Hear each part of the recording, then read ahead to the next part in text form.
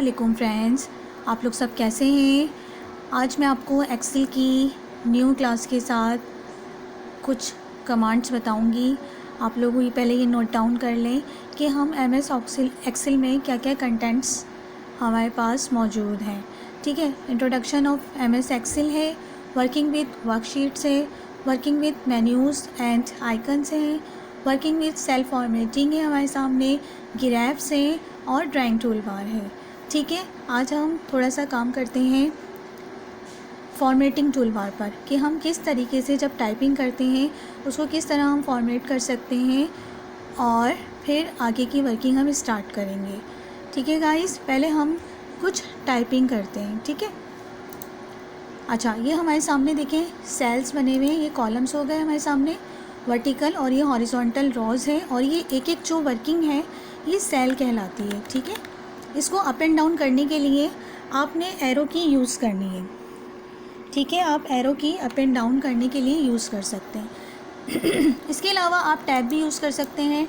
Tab command होती है हमारे कीबोर्ड पे। ठीक है, आप इसको टैब भी अप्लाई कर सकते हैं। ठीक है, ये हमारे सामने टैब है। ठीक है, इसके अलावा यहाँ पर जब आप अप एंड डाउन करते हैं उसको मूव करने के लिए, यानी सेल पे मूव करने के लिए हम एरो की को अप एंड डाउन यूज़ करें। Up arrow, down arrow, right, left. ठीक है, अच्छा, अब यहाँ पर आप देखें, आप कुछ टाइपिंग कर लें। ठीक है, फॉर एग्ज़ाम्पल मैं टाइपिंग कर रही हूँ।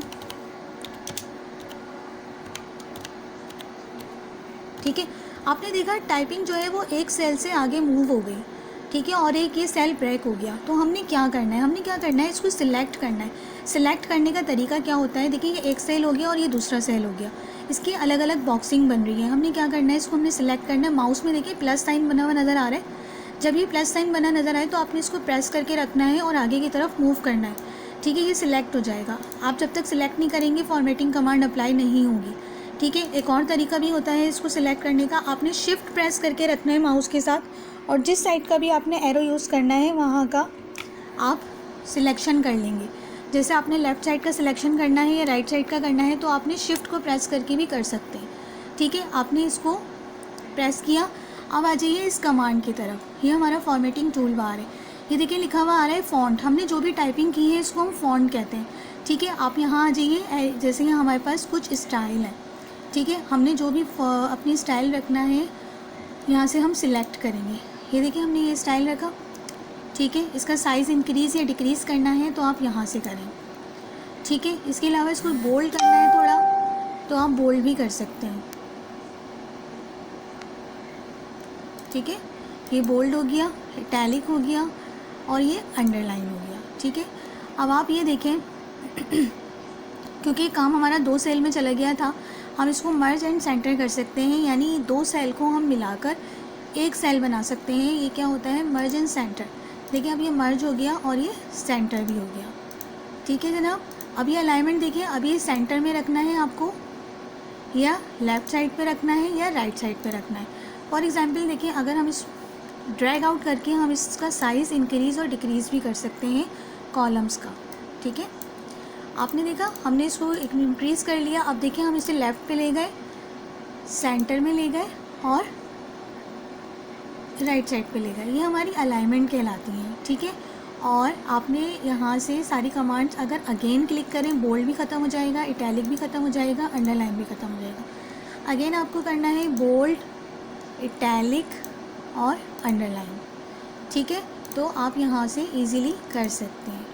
ठीक है, इसके अलावा आपने देखिए क्या करना होता है। अब ये फॉर्मेट कमांड है, यहाँ देखिएगा फॉर्मेट मेन्यू में एक कमांड हमारे सामने आ रही है, सेल कमांड। ठीक है, आप इधर टच करोगे तो हमारे सामने एक डायलॉग बॉक्स आ रहा है। इससे भी आप अलाइनमेंट कर सकते हैं। जैसे अभी मैंने अलाइनमेंट फ़ॉन्ट की है, यहाँ से स्टाइल किए हैं, बोल्ड, इटैलिक किया है, साइज़ किया है, तो आप यहाँ से भी कर सकते हैं। ठीक है, इसके अलावा ये अलाइनमेंट है हमारी कि आपने राइट अलाइनमेंट करनी है, बॉटम से वर्टिकल अलाइनमेंट, जैसे कि बॉटम पे टॉप पे जा रहा है ना हमारा नीचे। ठीक है, तो आपने यहाँ से किस तरह से करना है, अभी देखिए मैं आपको इसका बताती हूँ। ये हमारी रॉ है,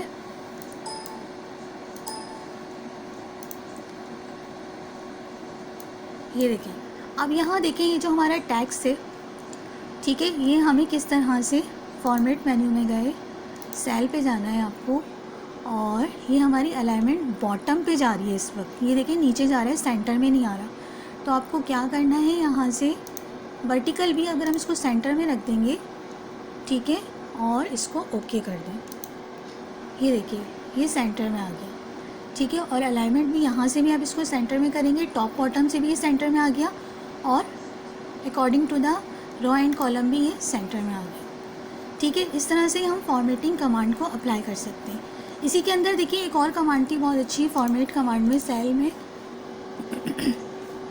ये ओरिएंटेशन, आपको किस डायरेक्शन पे मूव करना है अपना टेक्स्ट, ठीक है। आपको जिस डायरेक्शन पे भी मूव करना है वहाँ से इसको सिलेक्ट कर लें, ठीक है। फॉर एग्जांपल मैंने कहा कि आप इसको 90 डिग्री पे कर दो, अपनी मर्ज़ी से भी आप यहाँ पर एंगल डिसाइड कर सकते हैं, ठीक है। उसे ओके कर दें, और आप देखिए क्या होता है, ठीक है। हमारी डायरेक्शन क्या हो गई है, आपने देखें रॉ का साइज़ इस तरह से ड्रैग आउट करना है रॉ को, ये देखें हमारे जो टेक्स्ट है उसकी अलाइनमेंट 90 डिग्री पे चली गई। आपने अगेन नॉर्मल करनी है तो आप फिर दोबारा सेल पे जाइए, और आप यहाँ पर आ जाइए टेक्स्ट पर, ओरिएंटेशन पे, और इसको अगेन जो है आप सेट कर लें, इसे ओके कर दें, ये देखिए, ठीक है। आज हमने क्या पढ़ा, फॉर्मेटिंग टूल बार पढ़ा, इसमें हमने इसका स्टाइल चेंज किया, साइज़, इसको हमने बोल्ड, इटैलिक, अंडरलाइन किया, ठीक है, और सेंटर में करना, और फॉर्मेट मेन्यू से हमने ये सेल कमांड की कुछ कमांड्स अप्लाई करी हैं अलाइनमेंट में और ये फ़ॉन्ट पे, ठीक है। आपने सबने मुझे ये बताना है कि हमने किस तरीके से कोई भी टेक्स्ट को फॉर्मेट करना है, ठीक है। इंशाल्लाह फिर नेक्स्ट क्लास में हाजिर होंगे, और आपने फिर मुझे ये आपका ये होमवर्क है, इसमें आपने कोई भी टेक्स्ट को मुझे फॉर्मेट करके दिखाना है, ठीक है, और अपने कंटेंट्स भी आपने नोट डाउन कर लेने, ठीक है फ्रेंड्स।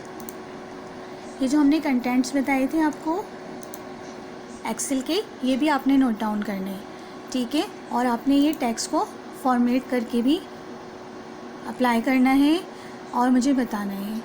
इंशाल्लाह नेक्स्ट क्लास में फिर मिलते हैं। अल्लाह हाफिज़।